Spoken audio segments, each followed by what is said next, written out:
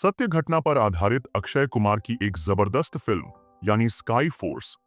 यह फिल्म शुरू से लेकर आखिर तक आपको रोमांचित रखती है। इस फिल्म में लड़ाकू विमानों के गजब के स्टंट दिखाए गए हैं और सस्पेंस भी फिल्म के आखिर तक बना रहता है। 26 जनवरी के मौके पर इस फिल्म को रिलीज करना और आपका इस फिल्म को देखना वाकई एक कमाल का अनुभव होने वाला है। अक्षय कुमार की गजब की एक्टिंग और लाजवाब कहानी इस फिल्म को और भी बिंदास बना देती है।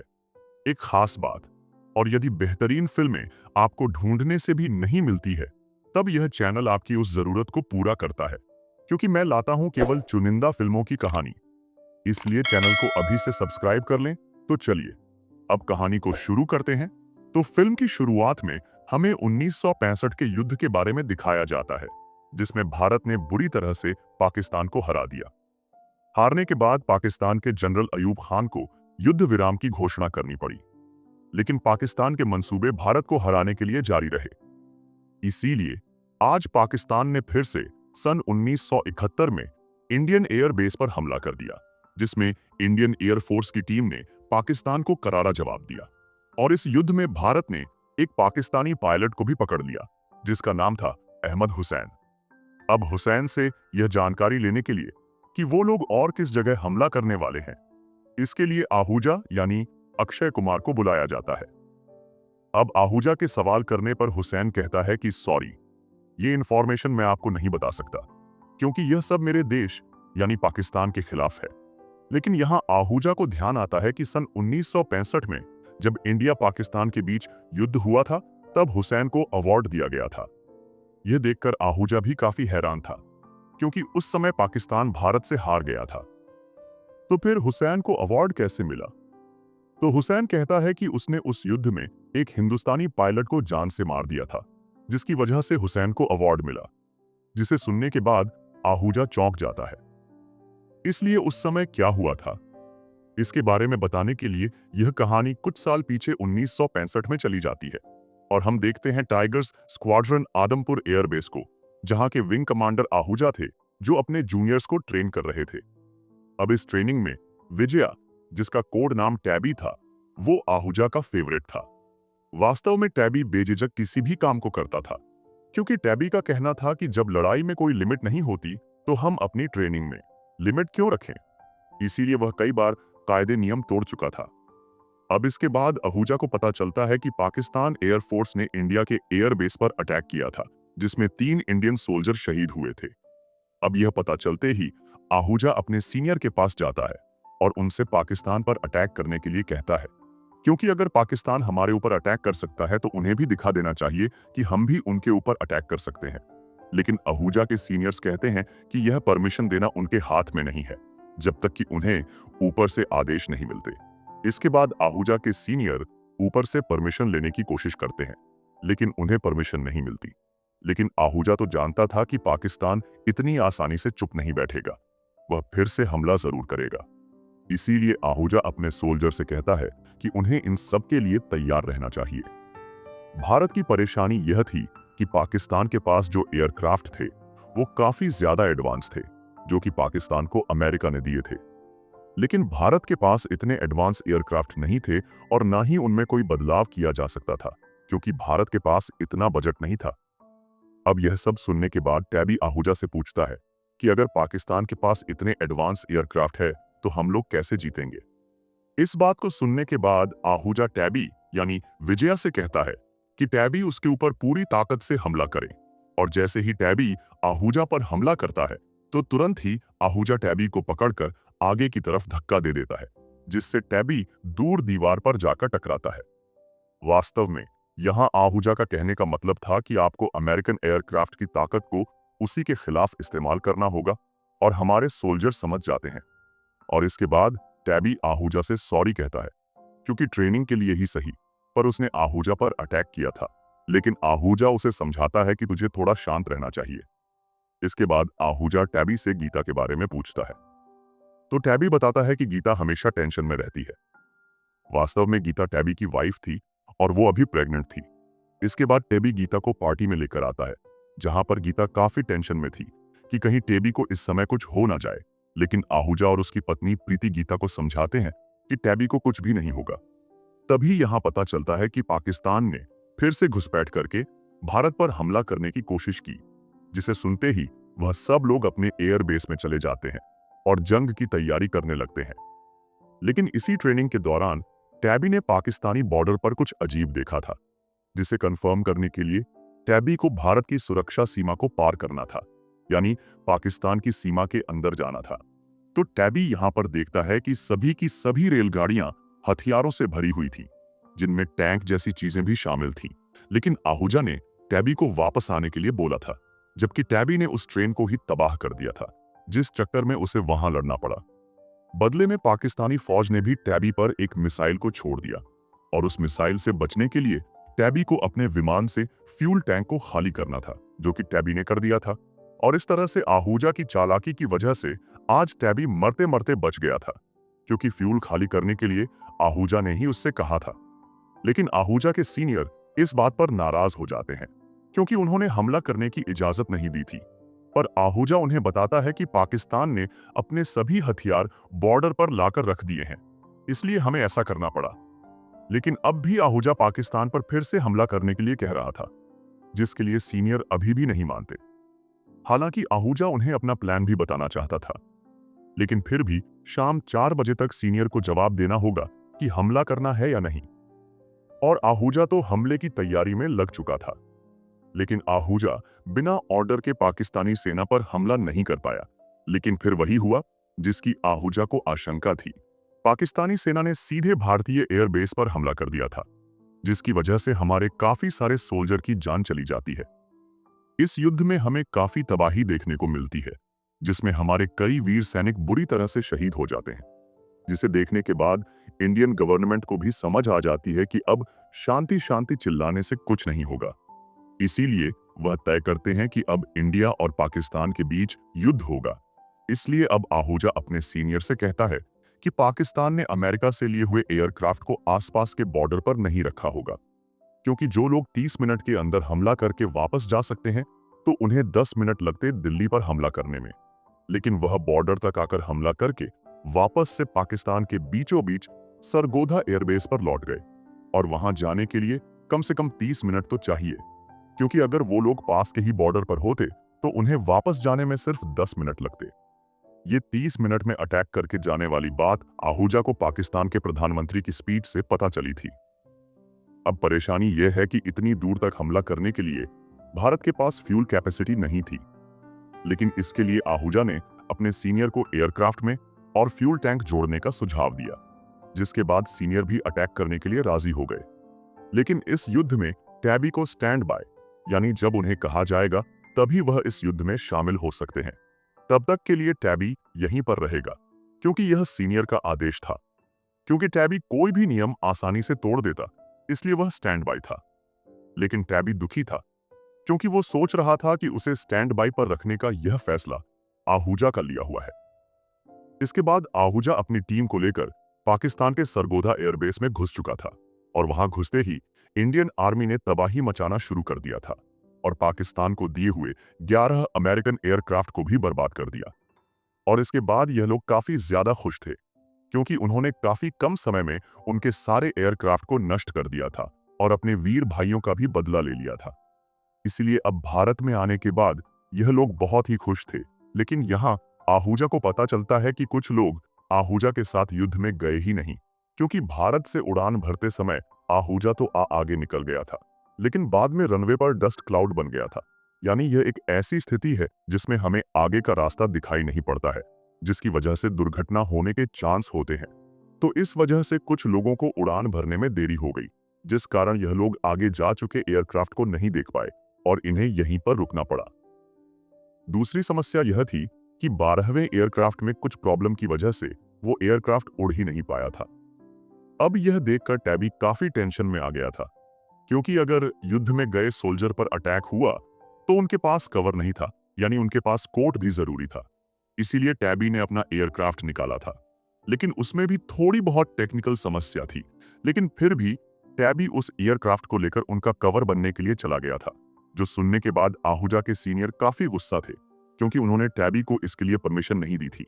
लेकिन टैबी उनकी बात नहीं सुनता और उन्हें कवर देने के लिए वहां पर चला जाता है।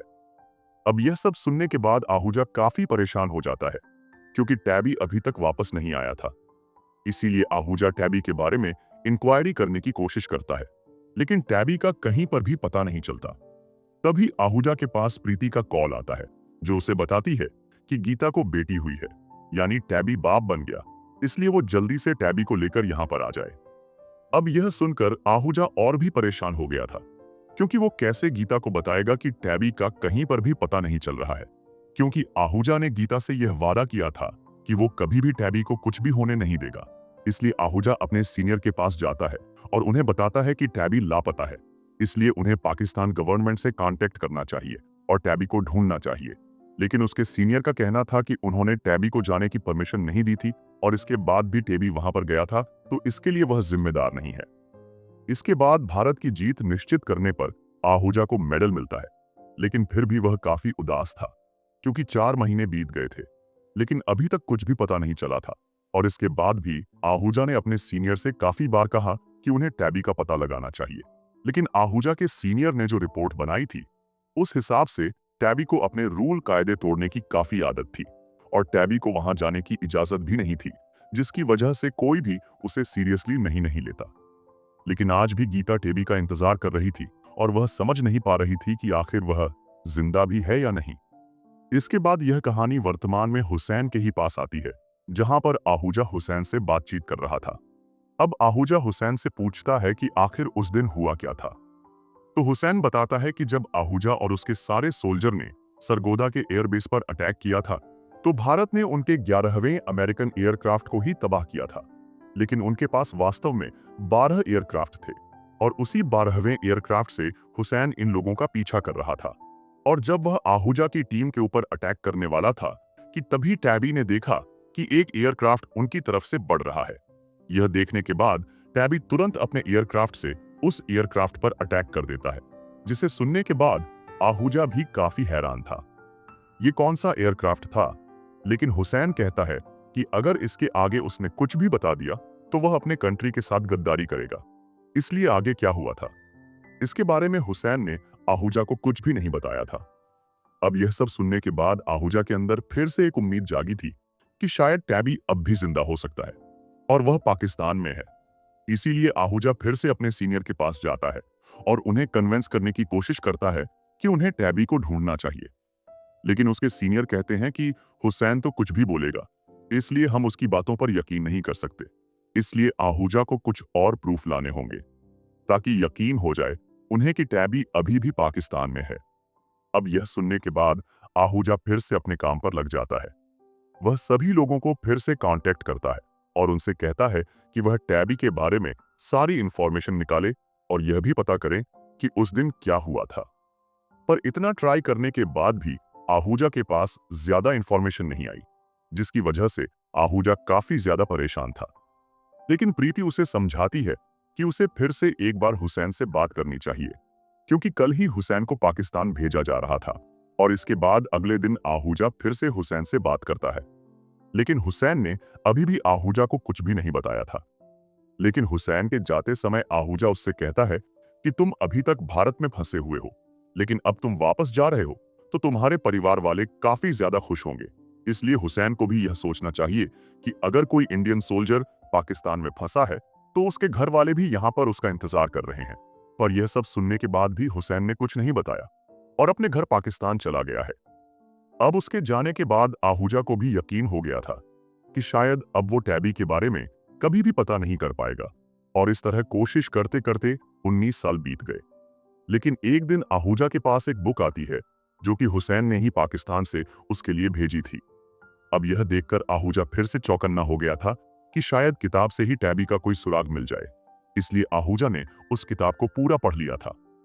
अब तक आर्मी वालों को भी टैबी को ढूंढने में कोई रुचि नहीं रही थी। इसलिए आहूजा ने अब की बार सीधे राष्ट्रपति जी को पत्र लिखकर इस बारे में सही से कार्यवाही करवाने के लिए निवेदन कर दिया और राष्ट्रपति ने भी इसकी मंजूरी दे दी, जिसके लिए एक इंक्वायरी बिठाई गई थी। अब इसी इंक्वायरी में आहूजा सभी सीनियर से टैबी की वास्तविकता के बारे में बताता है। वास्तव में आहूजा उस किताब को पढ़ने के बाद उस किताब के लेखक के पास ही पहुंच गया था। क्योंकि इस किताब को पढ़ने के बाद आहूजा के अंदर टैबी को ढूंढने की इच्छा फिर से जाग गई थी। वास्तव में यह किताब 1965 के उसी युद्ध पर लिखी गई थी जिसमें उस युद्ध के एक इंडियन मिस्टीरियस पायलट के बारे में लिखा गया था। अब उस किताब का लेखक यानी जॉन आहूजा को बताता है कि उसने उस पायलट के बारे में और बहुत कुछ लिखा था, लेकिन वो उसे अपनी बुक में छाप नहीं पाया क्योंकि पाकिस्तान गवर्नमेंट ने वो सब अलाउड नहीं किया। और इसके बाद आहूजा जॉन से रिक्वेस्ट करता है कि वो उसके बुक की पूरी स्क्रिप्ट आहूजा को दे। तो जॉन ने स्क्रिप्ट दे दी थी और स्क्रिप्ट को पढ़ने के बाद आहूजा सब कुछ समझ जाता है। और इसके बाद आहूजा पाकिस्तान में आता है जहां पर वह हुसैन से मिलता है। अब हुसैन आहूजा को बताता है कि वह उस समय मैं पाकिस्तान की आर्मी में था, इसलिए मैं तुम्हें कुछ बता नहीं पाया। अगर वह कुछ भी बताता तो वह अपने देश के साथ गद्दारी करता। लेकिन अब मैं रिटायर हो चुका हूं, इसलिए अब मैं आपको बता सकता हूं कि उस दिन क्या हुआ था। इसके बाद कहानी फिर से 1965 में चली जाती है जहां पर आहूजा अपनी टीम के साथ सरगोधा पर अटैक करके वापस इंडियन एयरबेस के लिए जा रहे थे। और उस दिन हुसैन अपने अमेरिकन एयरक्राफ्ट से उनका पीछा करने लगा था। अब जैसे ही हुसैन इनके ऊपर अटैक करने वाला था कि तभी उसने एक इंडियन एयरक्राफ्ट को अपनी तरफ आते हुए देखा और तुरंत ही हुसैन ने उसके ऊपर अटैक किया। हुसैन को लगा कि वह एयरक्राफ्ट खत्म हो जाएगा, लेकिन टैबी ने खुद को और अपने एयरक्राफ्ट को बचा लिया था और टैबी फिर से हुसैन के पीछे पड़ गया। और इसके बाद हुसैन और टैबी में काफी देर तक जंग हुई जहां पर अब दोनों एक दूसरे पर भारी पड़ रहे थे। जहां हुसैन के पास इतना एडवांस टेक्नोलॉजी वाला एयरक्राफ्ट था तो वही टैबी के पास पुराना एयरक्राफ्ट था। लेकिन फिर भी टैबी इतनी बहादुरी से यह सब कर रहा था जिसे देखकर हुसैन भी काफी चकित था। वो समझ गया था कि टैबी एक बेस्ट पायलट है। उन दोनों में काफी देर तक जंग हुई। इस लड़ाई में टैबी समझ गया था कि वो नहीं बचेगा क्योंकि उसे एक गोली भी लग चुकी थी, इसलिए मरने से पहले उसने हुसैन के एयरक्राफ्ट से सीधी टक्कर कर दी, जिसमें हुसैन तो पैराशूट लेकर निकल गया और वो बच गया। लेकिन टैबी जख्मी होने की वजह से वो अपना पैराशूट लेकर निकल नहीं पाया और एक नई मिसाल कायम करते हुए टैबी शहीद हो गया। अब इंक्वायरी में आहूजा सीनियर को बताता है अगर टैबी चाहता तो वो भाग सकता था, लेकिन हम सबकी भलाई के लिए वो अकेला उस अमेरिकन एयरक्राफ्ट से भिड़ गया। आहूजा ने यह भी बताया कि जब अमेरिका को पता चला था कि एक इंडियन सोल्जर ने अपने पुराने एयरक्राफ्ट से उनके एडवांस एयरक्राफ्ट को डिस्ट्रॉय कर दिया, तब वो भी काफी ज्यादा हैरान हो गए।